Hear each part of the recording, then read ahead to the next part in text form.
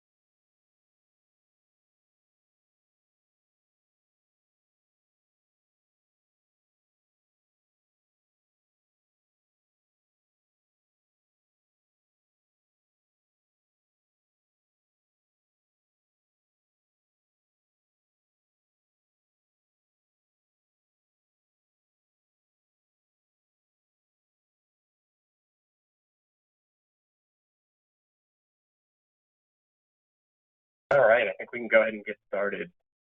So welcome everyone, and thank you for joining the Everbridge GSOC Roundtable. I'd like to take a minute to introduce myself and my background before we take a look at today's agenda. So I'm Brian Perkins. I'm a manager on Everbridge's professional services team. I manage our embedded intelligence analyst and GSOC teams.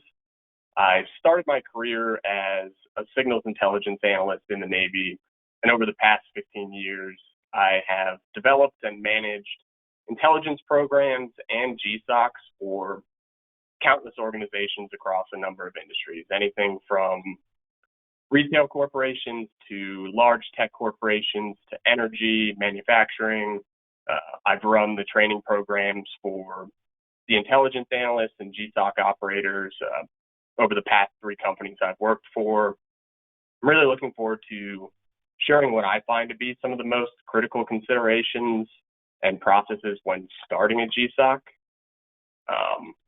And I'm looking forward to getting into this and having a discussion on what your challenges are, what you've experienced. So as we get into the agenda, I want to start today's agenda with briefly sharing some information about what Everbridge offers our clients and how we approach those offerings in terms of GSOC staffing and management. After that, I'd like to talk about the importance of clarifying your organization's day one needs and then your end state as well, and how to establish clear milestones. Once you have a sense of the end state, your day one needs, there are a lot of key investment considerations. So I'd like to get into those, and at each section, I'm going to kind of have some leading questions for everyone. And then the last topic I want to cover is how do you actually go about evaluating your GSOC program? How do you build a flexible and adaptive team? And then how do you actually evolve? And then I also want to point out that I think the invitation was sent out for 90 minutes, but we will only have an hour today.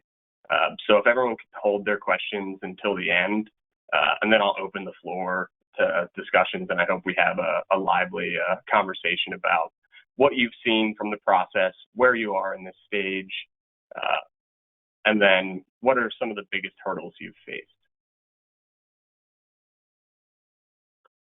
So getting into what we offer in terms of GSOC staffing. So we offer a comprehensive and pretty much fully customizable GSOC staffing and management program that's really intended to integrate directly into our clients' organizations or to supplement their existing teams. So a lot of times clients don't have a GSOC at all. They're relatively immature. We come in as partners to help build that process, but we also have experience adding our analysts and our expertise to really mature and well-established organizations to help push them to a new level. Another thing that we offer with this is that we provide continuous and comprehensive training and development on everything from structured analytic techniques to geospatial intelligence and mapping, really a full suite of training to the analysts throughout the life cycle of a contract. And then also the reach back support you get with all of our embedded analysts, our risk intelligence analysts, and then our technical account managers. Just kind of how we approach that, it's really three things. It's program development, it's implementation, then it's program management over the life cycle for that contract or for that GSOC. So each client that we work with for GSOC staffing, they get a dedicated program manager that works with them to understand and develop their GSOC objectives, and then immediately starts providing recommendations and best practices. The program manager also works with stakeholders across different lines of business to help develop their SOPs and a framework for the GSOC rollout. What are the phases? What are the key milestones you need to meet? We also evaluate the client's existing use of technology, what are their current SOPs, and then immediately start providing recommendations and help establish your core day one responsibilities and deliverables. From an implementation standpoint, we also work, it's a very consultative process. We work with our clients to establish candidate requirements. What type of background, what type of experience and skills do you need for day one or the next phase? Our clients can be as involved in that process as they want to be. A lot of times we have clients who just say, okay, we trust you, go ahead. We've discussed the requirements, go forth and recruit and hire the analyst. Other clients, they might want us to provide them a short list of 2 or 3 of our top candidates, and then they will provide that final sign off. They'll participate in the final review. It's entirely up to the client. We're happy to accommodate whatever that is. Once we've hired and trained the analyst based on the framework that we've developed in the program development phase, the team then assumes responsibility for whatever the established intelligence products or SOPs or crisis management plans. They immediately assume responsibility for those. It's part of their onboarding to have those conversations with the program manager to get them up to speed. And then from a management and training standpoint, like I said, it's having someone who has the access, has the time and the ability to provide them continuous management and training. So developing them, teaching them the latest tools and technology, whether it comes to open source intelligence or things like that, regular touch points with the analysts and with the stakeholders from the client side to make sure everything's running smoothly, also helping to provide after action reports, monthly KPIs, and then also facilitating that reach back support. So you're not just getting a GSOC analyst if you were to go alone. You get the analyst that you hire internally, and that's basically the skill set that you have. When we place GSOC analysts or operators with a client, they have the ability to reach back to our full embedded intelligence analyst team, our different GSOC analysts, our risk intelligence analysts from our risk intelligence monitoring center. And that can be down to anything of an event happens and they need some sort of translation for a language that they don't speak. We've got analysts that speak dozens of languages, and they can reach out to them for that support, or whether it's technology, they have access to our technical account managers as well, who are really the go-to experts on all things Everbridge software related. So now that we've gotten kind of through what we offer in terms of GSOC and staffing, I want to talk about a lot of the issues that our clients face when they decide they need to establish a GSOC. What are their hurdles? What are the things that are needed to consider? And I'm going to leave a lot of questions in all of these sections that I hope we can discuss towards the end. I think one of the most difficult tasks that we see clients struggle with is establishing clear objectives for their GSOC. So most organizations, if you were to gather their wish list, they'd strive for excellence in things like access control, physical security, travel risk management, crisis communications, those things. But how these are prioritized, and they're pretty much important across almost every company, but how they're prioritized and managed is different across organizations, whether it's due to the particular industry vertical, a company's geographic footprint, or sometimes it comes down to what's the organizational structure. So one of the first key questions I always ask clients is, what are the top 3 issues that prompted your go-ahead to establish a GSOC? Is it physical security around your assets? Is it travel risk management, critical event management and communications? Is it things related to political risks, et cetera? And then after they answer that question, my second question is almost always, are you sure about that? And if there are 2 people in that room for that conversation and they provide their top 3 list, the 2 people who work on the same team rarely ever give the same top 1 priority. And it is really important to have clarity around your organization's day 1 needs out of a GSOC. And then how do those needs actually align with business objectives in the minds of people that won't be in the day-to-day of the GSOC? And so for the people who won't be in the day-to-day of the GSOC, a lot of it comes down to, dollars and cents. And so a big thing you have to consider is if you're building a GSOC, get an idea of your priorities. Can you quickly, if you know them, can you quickly measure the impact of adding those new capabilities? If you can, and the answer to those first 2 questions are yes, you know what your priorities are, you can quickly measure it, then that's what you should lean into first. Start from there and then consider how are you actually going to add the additional capabilities that are maybe not number 1, maybe they're number 2, number 3, number 4. How can you add those on top and quickly show value? So once you've actually identified the top problems your GSOC needs to solve, you need to prioritize all of the potential risks, excuse me, based on their relative probability, and then what is their actual impact. So what I always recommend is that you start by evaluating this at the enterprise level. And then from there, you move down to the sub-level, whether that's department or regional. And then you see how those priorities align. At the enterprise level, the number 1 risk might be something like supply chain disruptions, but maybe for your MENA region, their top threat, their highest losses stem from crime and terrorism.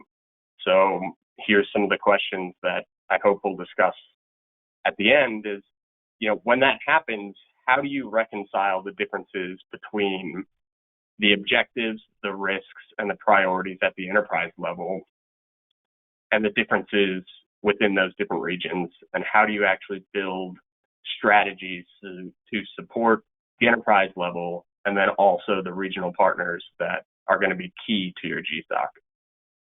And then once you've done that, you've prioritized the risks at the enterprise level and then down to the regional level. Who are the key stakeholders impacted by those different risks? What does their current response or recovery plan look like? What are their gaps?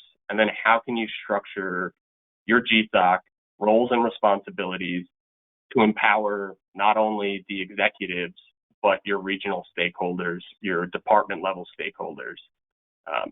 And something that's really important is you should develop your responsibilities and your SOPs for the GSOC only after you've had really thorough, consultative interviews with those stakeholders, whether it's, it might be a health and safety department, it might be corporate comms, it might be cyber or legal. You need to really thoroughly think about every line of business that might have a stake in what the GSOC is producing, what its deliverables are, and start to have those conversations early and really often. A common mistake I often see is that there's not clear communication across these departments that have a stake in what those deliverables are.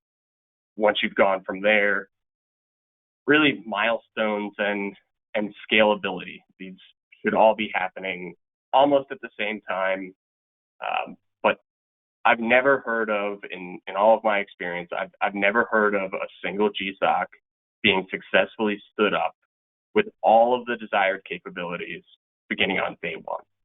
So it's really important to establish rollout phases and understand how you actually evaluate your readiness to enter the next phase, to add new capabilities. I'll see clients who say, okay, we're going to start on day one, just focused on access control and physical security, and come 6 months, we're going to add travel risk management or these capabilities. And the only thing behind it really is a date. So you really need to understand what is actually going to tell you that you're ready to go to that next step. Is it, certain performance? What is it based off of?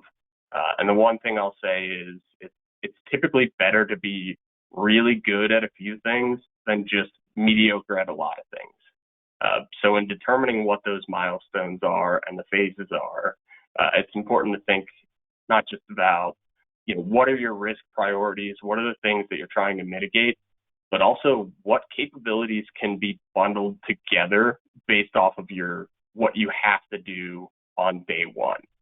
So thinking about day one, what capabilities can be handled by the resources you need for day one, especially after they become proficient at delivering whatever that is. So can a team focused on access control at your mission critical sites expand their responsibility to smaller global or regional, tertiary sites? Can a risk intelligence team that focuses on early warning, can they expand their remit to include more strategic intelligence products where they're spending a little bit more time writing, looking farther down the horizon? And then, scalability and entering the next phase of the GSOC development it often comes down to process and division of responsibilities. What can you feasibly add given the resources you need to have on day one? A lot of times the planning is day one, those resources, those capabilities.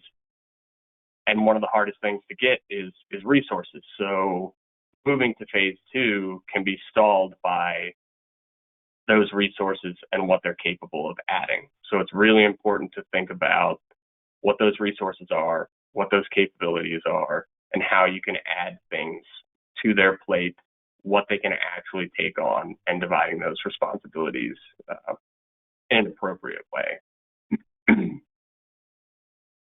So moving on to key investment considerations, I know every single person on this call, every client I've ever worked with struggles with these things.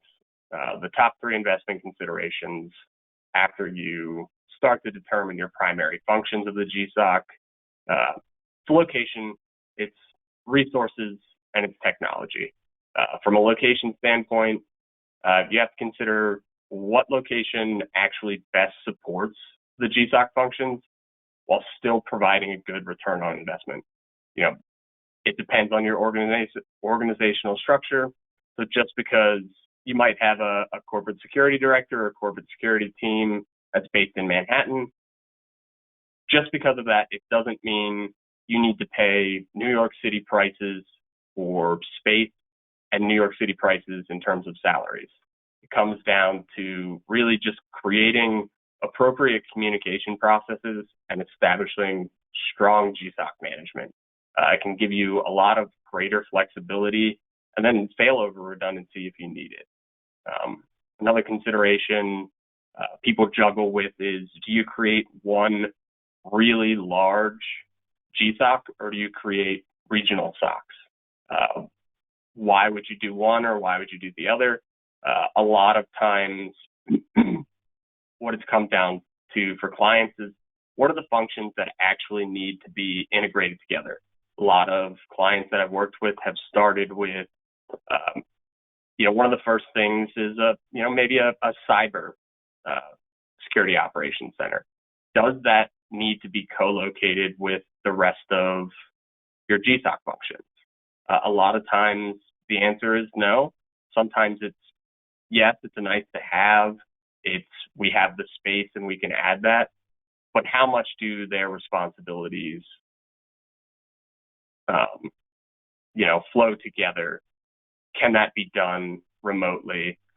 One of the most noticeable justifications I generally see for regional SOCs is it can offer integration with cross-functional stakeholders that are located in different geographic regions. It can help from a business and regional understanding perspective.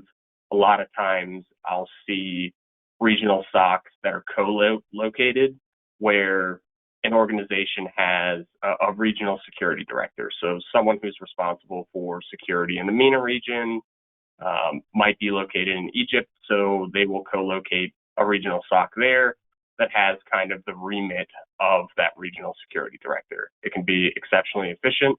The biggest thing is, how do you develop a strong team bond between the different regional SOCs? It's always a challenge, but you can do that with good management, with clear communication technology, and then just baking in processes on who's responsible for what. Another obviously key thing is, how many operators do you need on shift at a time on day one versus the end state, and how are you going to grow based off of those responsibilities? With the type of resources needed for day one functions, can you add additional capabilities, or do you need resources with a different skill set? This is really important. I often have clients who struggle. They start with things like physical security, with access control, things like that, and they quickly want to move into a phase where they can start adding intelligence capabilities. And that often becomes difficult. They might need a different type of resource with a very different background. Maybe they've hired internally, maybe they've used a vendor, but a lot of times what I've seen is when clients have started with physical security or access control, they either hired internally and they were under maybe a director of physical security or something like that, and then didn't have necessarily the internal resources to manage and train intelligence analysts, or they started with one vendor that really specializes in things like access control and physical security and didn't have access to the intelligence resources. So they ended up with a different vendor. So those are things to really consider of, can you find internally or externally resources or a vendor that can provide kind of all of those capabilities and scale without kind of adding more things to your ledger. And then thinking about, does it need to be a consolidated single location, or will a follow the sun model work? And thinking about it, so a single seat, one person with their butt in a seat, 24/7, generally staffed by, I would say, a minimum of around 8 operators or analysts. This allows for considerably less arduous shift rotations, and then also you have backup coverage if someone goes down because they're sick, if someone needs to take PTO, if someone quits. Minimal staffing is the fastest way to lose operators and experience really disruptive turnover. So given what your organization's key GSOC functions are, can a follow-the-sun model support that mission and provide increased coverage with fewer resources? So, do you have a global footprint or a regional footprint where you could spread those resources to give them better shifts, to give them better, living situation? I've spent a lot of time in those shifts, and it's tough. Retention is difficult in those environments, and that's one of the biggest challenges. But can you spread that across? And then a key advantage of the follow-the-sun model is if you consider a consolidated location, we're saying around eight analysts to have good retention, good backup. If you take 6 analysts and you place them in specific time zones, you can have 2 to 3 operators on shift at any given time. And then if someone goes out, you still have one person covering, but you can also flex time zones pretty minimally to get additional coverage. One of the biggest things about it is it often comes down to, do you as an organization have that space? If you're working with a vendor, can they do it? Does it support your mission in a way that is not just beneficial from a cost perspective, but is it beneficial from, a business standpoint? A lot of times I see follow-the-sun models as clients see it as cost efficient. They also have particular regional specificities that need to kind of be addressed by a local person, someone who knows the region, understands the different business culture, who knows the language.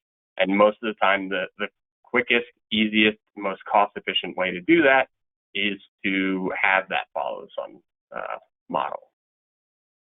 Then, of course, one of everyone's favorite large challenges is technology. It's often one of the most costly things that you have to invest in for a GSOC. There's always the question of, what technology do you actually need? The biggest thing that I see is a pretty significant gap when people are starting this is people don't consider how the technology that's needed for day one activities might ultimately integrate with their end state capabilities, or even the functions you could potentially imagine might eventually fall under your remit. So thinking about technologies on day one that are going to be compatible with things that you might need in 2 years when you're at a much higher maturity level. And sometimes it doesn't work that way. And it's really important to consider, our job functions towards the end state, are they going to be divided in a way that full integration isn't entirely necessary? So consider if you have a team that focuses on access control and a team that focuses on risk intelligence and crisis communication. Do those teams really need to be operating in the same platform, or can cross-functional needs be met through certain processes? A lot of times that is the case. If you just clearly define responsibilities, define how they communicate things to one another, you can get away without having fully integrated programs. A lot of times it's the opposite. You really need it. But can you solve these things via processes and responsibilities? That should be front of mind as you're thinking about technology needs and going through the list of how do we do this? How do we accomplish that from a technology standpoint? Always bring it back to, can we solve for this by clearly defined processes and the right resources? So moving on from all of your key investment considerations, I want to talk about, how do you actually evaluate your program? How do you adapt? And then how do you ultimately evolve? So during the planning phase, it's important to think about, how you're going to evaluate and measure the success of your program. You have to start that at the beginning. So what are the key metrics you need to not only justify that initial investment, but you have to continuously show value. or you won't get the buy-in that you need to be as successful as you can. So for some organizations, these metrics might be a lot easier to directly tie to dollar amounts. So whether that's looking at maybe the loss prevention through supply chain monitoring and checking for those disruptions and avoiding them, or through a quicker disaster recovery. Other organizations, depending on what your priorities are, those metrics might be a little bit more abstract. So travel risk management, things like executive protection. If you're providing travel risk management as a day one activity, and along with tracking travel and high risk travel, you're providing pre-travel threat assessments and stuff like that. That often isn't as easy to quantify until something bad happens. So if something bad doesn't happen for the first 2 quarters that's your day one activity, how do you still show value? What types of metrics do you need to show value there? Is it, from a duty of care level, showing we didn't have this capability at all? Can you point to maybe near misses where you prevented travel, you intervened in the travel booking process? Is it something you provided of information? Is it feedback you received? So how are you going to actually show that value if something bad doesn't happen, which a lot of times is, people who run GSOCs, when something bad happens, they're like, great, this is a quick win, we can immediately show value. But it doesn't always happen that way, especially depending on what your day one activities are. And then from a metric standpoint, it's not just how do you show value, but what metrics do you need to actually know that you're ready to take the next step in your program's evolution? Is it something like, okay, to move into the next phase and add more capabilities, we need to have reduced the time it takes to respond to a door alarm by 20%. Is it reducing the time it takes to communicate in a crisis under a certain threshold? It's really got to be metrics driven, not time driven. How do you know you've reached a point where you can add new capabilities? And so all of this should be pretty front loaded. I know it's a lot, but by starting to think about and developing whatever your key performance indicators are in advance, you can also start to build your SOPs to support those milestones when you're going to roll into a new phase, when you're going to add new capabilities. And what I typically tell clients is be ambitious, but also be realistic. What do you actually need to get? If this is a brand new capability, set realistic expectations and then try to achieve them. Build your SOPs around what is the information we need to show value and what is the information we need to show that we're successful and that we're capable of doing more. So they don't just demonstrate value and your ROI. They give you data to drive strategies for adaptation before you even get there. So by developing all of these upfront, you can start to identify, what are your potential vulnerabilities that would prevent you from achieving milestones. And then from there, you can start to develop how you might adapt, how you might build those strategies to mitigate vulnerabilities before you even go live. So you're not doing it on the fly. You have a sense of, what are we vulnerable to? If this happens, how do we respond? So one of the things I often see is, and a question I ask is, are there, in the phase of developing KPIs, are there necessary ones that are in conflict with one another just due to roles and responsibilities, due to the assigned resources? So if one KPI, for instance, is maybe the time it takes to communicate a risk event to travelers, and then the time to deliver pre-travel briefs ahead of someone, engaging in high-risk travel.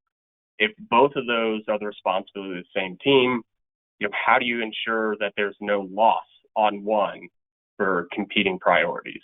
So it's processes and it's structuring roles and responsibilities where if one significant event happens, you don't have loss in another area that is extremely important and measurable for you. Then they also help you adapt, and over the long term, it helps drive the evolution of the program. So you need to establish regular intervals that you review these metrics, whether it's monthly, whether it's quarterly, and then have triggers for when you need to create after-action reports. Is it based off of the time it takes for you to complete a task? Is it the severity of a certain task and you always evaluate it? But creating those after-action reports and then thoroughly evaluating those results. Looking at, was maybe subpar performance a result of a faulty process? Was it the SOPs? Was it a human error? Does it come down to training and comfort with those processes? Was it technology or what? Use these evaluations, do these evaluations frequently, and then use them to improve your SOPs, your processes, then drive the development of new processes.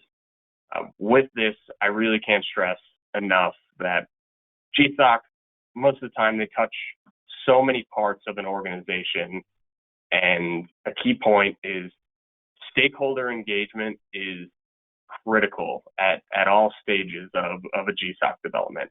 I can't tell you how many times I've seen a GSOC just stumble because they didn't routinely engage with their partners.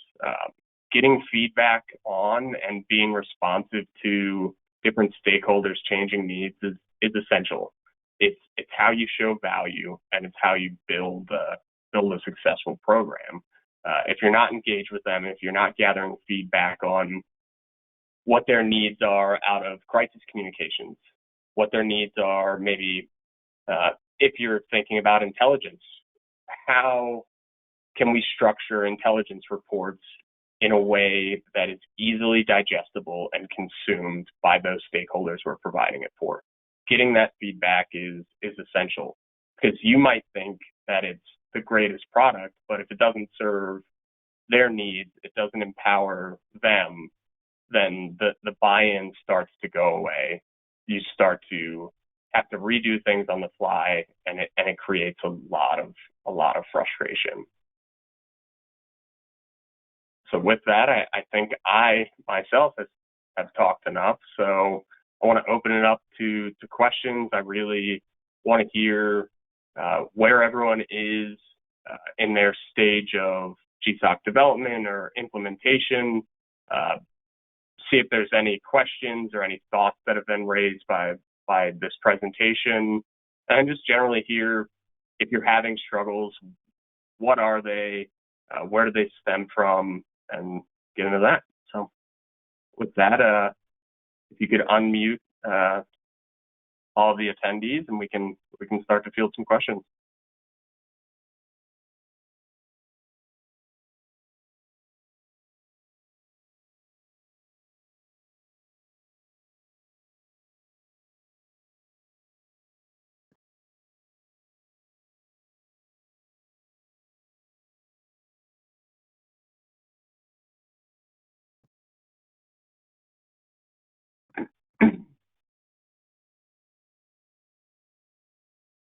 I actually had one question. Can you hear me okay?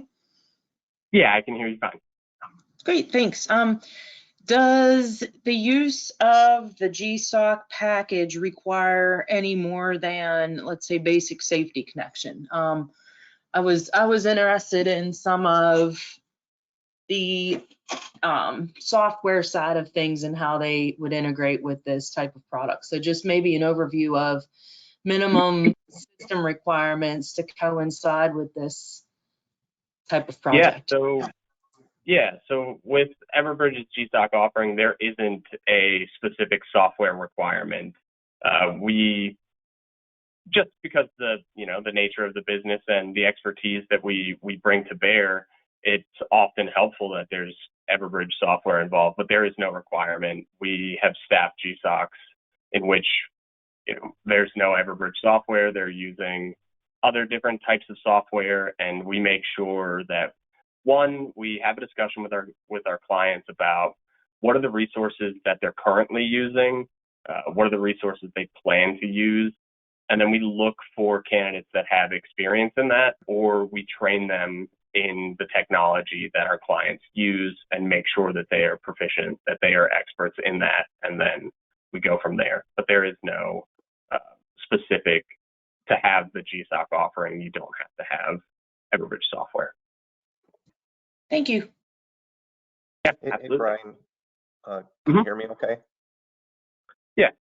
Yeah, hey, great presentation. And you've mentioned many things that have been my pain for the last many years.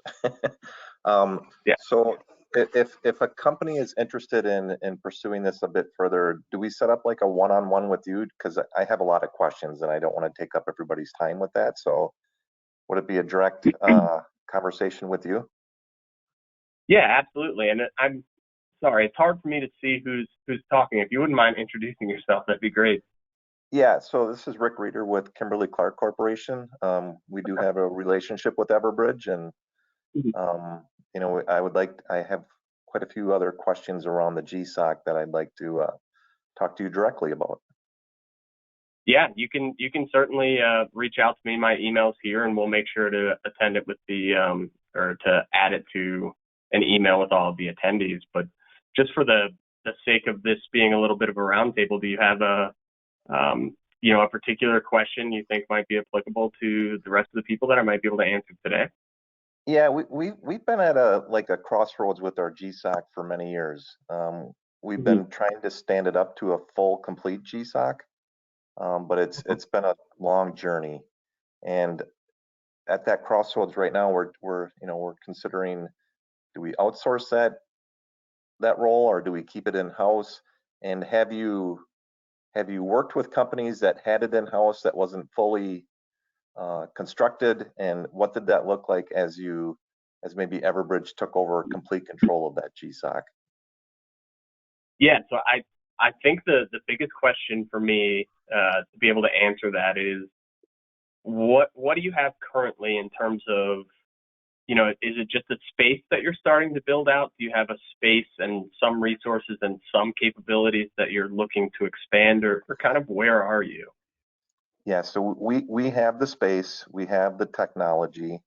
We're moving towards our standards for access control, video management, journey management, travel support, all of those functions that a GSOC would support, supply chain. But I would say we've been at like the 60%, 70% over the last few years, and just trying to understand what would that journey look like if we outsourced it, and how long does that typically take? Yeah, so if I'm correct in interpreting this, you already have some internal resources that are supporting some of these functions? Exactly. Yeah, so really we've pretty much done it all. There have been a lot of clients. It's not uncommon to see in a total GSOC, it's covering a lot of different functions. It's not uncommon to see internal people that support a certain function, maybe one vendor who really specializes in access control or things like that, and then even another vendor, all working together as one happy team, another vendor that maybe supports supply chain or intelligence, things like that. It really comes down to internal people. I generally evaluate kind of the success of that, what it looks like, quiet conversation with the person running the GSOC, what it looks like from an investment standpoint. But we can integrate any kind of function from our end within a mixed team like that. And I think it's something that we've been extremely successful for. For instance, might not be the same industry, but for instance, one of the largest tech companies, we had 9 analysts there who focused really on risk intelligence and travel risk management and executive protection. They had a different vendor that was focused on access control, video cameras and all of that, and then an internal team that focused on some internal platforms. So I'd love to have a longer discussion of what your objectives are for sure. Yeah, but we can absolutely do that. Yeah, let's take it offline. I'd like to ask a few more questions. So great, thank you. Yeah, absolutely. And just for everyone else attending, I think the biggest question comes down to what you need out of, the capabilities and how things are divided in terms of responsibilities. I think it typically works best if you go the route of having some internal people, maybe some people from another vendor. It typically goes best if there's a clear definition of, this team is responsible for this, and yes, they collaborate, but when the lines start to blur, it's a lot of times when things start to fall apart. Hi, Brian. I'd like to ask a question. Yeah, absolutely. Who is this? Sure. My name is Brian Johnson with Staples Inc. on the supply chain side. We are in the infancy stages of trying to stand up a GSOC, and we're right now at the staffing sort of conundrum. And we know that we are going to locate the GSOC physically in our headquarters. That's already been established. But what I'm confused at, I know a lot of we'll call them 4 big, sort of guarding services and things like that have different options for GSOC analysts, operators, things like that, for on-premise people. Is Everbridge in the staffing business where you would have employees embedded within our physical facility, or is it only virtual? Yeah, so actually it is typically we find the best results when they are embedded within an organization. So we offer that, and then we offer space at our site as well. So some clients might not have the space or the capacity to have our GSOC operators or analysts based on site with them. So we will host them in one of our offices, but it's not. So some companies offer, what they refer to as GSOC as a service, and it's a bunch of analysts, and at any given point, they might be supporting multiple clients. Ours are always fully dedicated to whoever they're supporting, whether they're located on site with you or if they're located alongside our RIMC in Virginia or another Everbridge site. But they would be either on site with you at one of our sites, but fully dedicated to the client, not splitting their duties with other clients. Okay, so I guess I got confused by the last part of that. So I could contract with Everbridge for GSOC analysts to physically sit in my building? Yeah, absolutely. Okay, I'll send you a message so we can take this offline. Okay, great.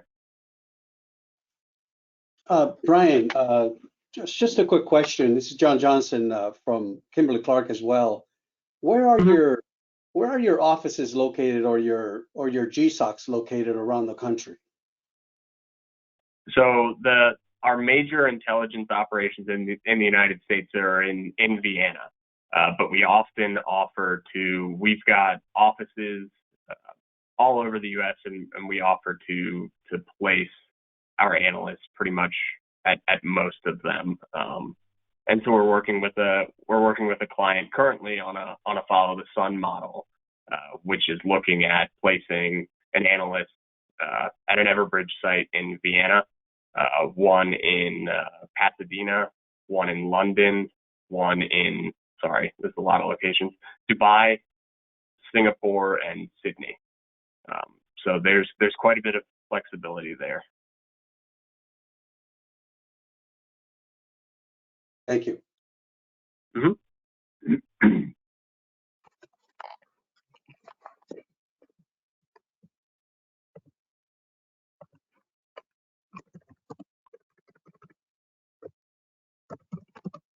And so as it's getting a little bit quieter, I'm curious if anyone wants to. Oh, go ahead. I might as well take the mic again if there's anybody has any other questions. And I probably missed this, and my apologies for that. But can you do a summary? Can you provide a summary of the services that you provide? Like, for instance, do you provide services in like doing an assessment of what we currently have, like our current state, and working with us and our stakeholders to develop a roadmap for the future state? Do you do that kind of work as well? If you could give it a real summary of the services that you do provide.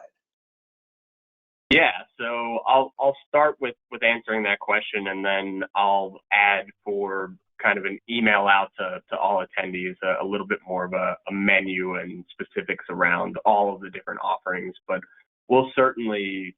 we provide everything from, embedded intelligence analysts, so maybe just a single analyst to help with specific types of intel needs, the GSOC staffing, but we also take, ad hoc consulting projects as well. So something like coming in, working with your team, evaluating your current maturity level, making recommendations.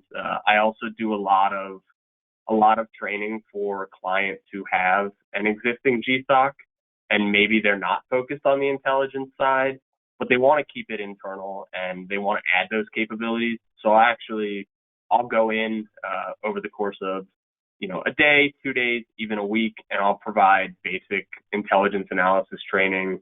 What does the intelligence cycle look like? How do you develop intelligence questions? How do you develop an intelligence report that meets business needs? So it's really, consultants. We can come in and figure out where you're at and provide you a quote on what that would look like based off of those needs. Does that help? Yes, thank you. Yeah, absolutely.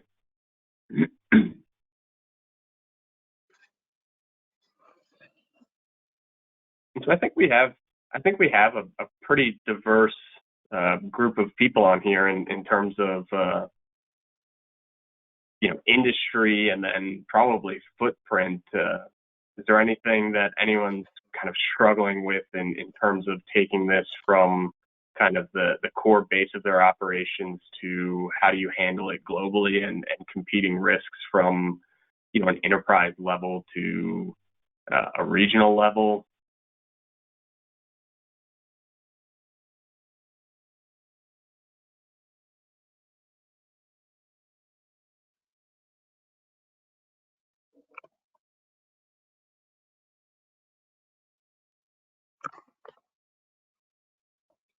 I guess with no takers, Brian, I'm going to keep helping you out with some questions. All right.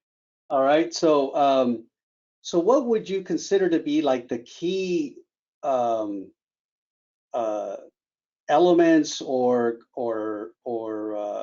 factors that a company should consider in going with a global GSOC versus regional GSOCs in the different regions?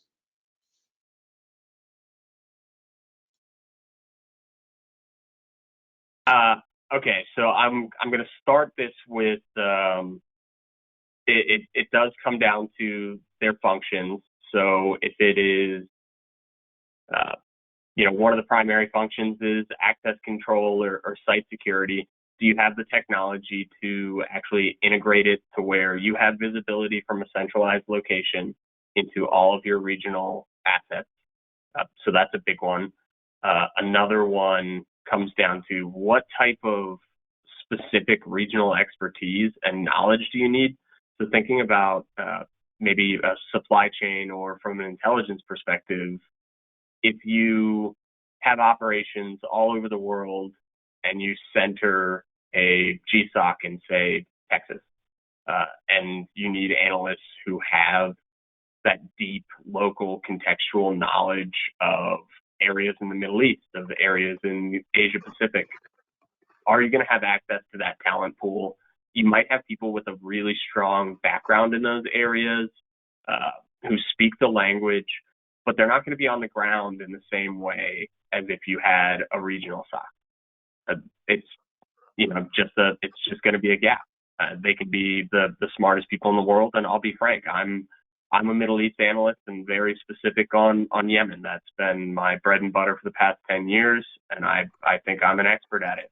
But it's no substitute for being there on the ground. Another consideration, like I said, a lot of clients will have regional stakeholders that are deeply involved in what's being delivered by the GSOC.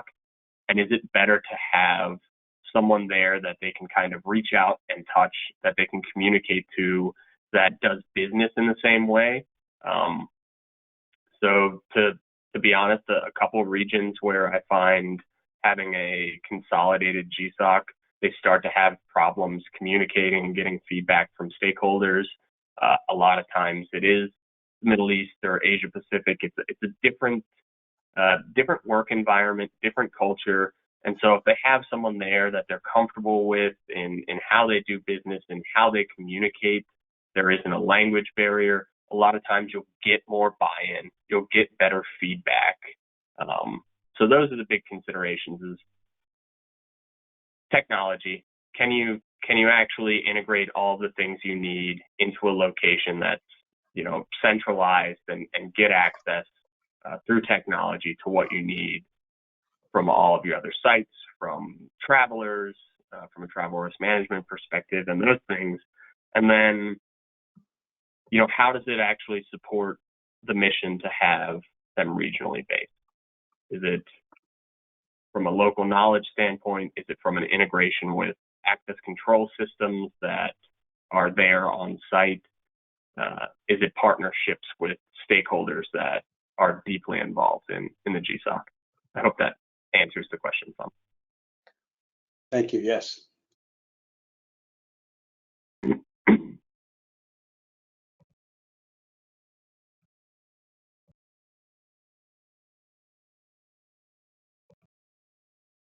All right, I know we're getting down to the last several minutes, so if there's no other questions, I might pose another one and see if it prompts any responses. So in terms of where everyone's at, I know everyone's probably at a little bit of a different stage of this between you know, location, technology, and resources. How would you kind of rank what your biggest struggles have been so far?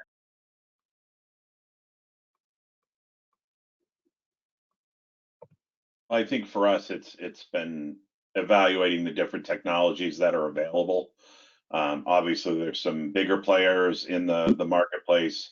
Of course, Everbridge probably being the biggest one, but there are others, and you know, there's, you know, pluses and minuses. So it's been the evaluation criteria for us that's been a little bit of a pain point.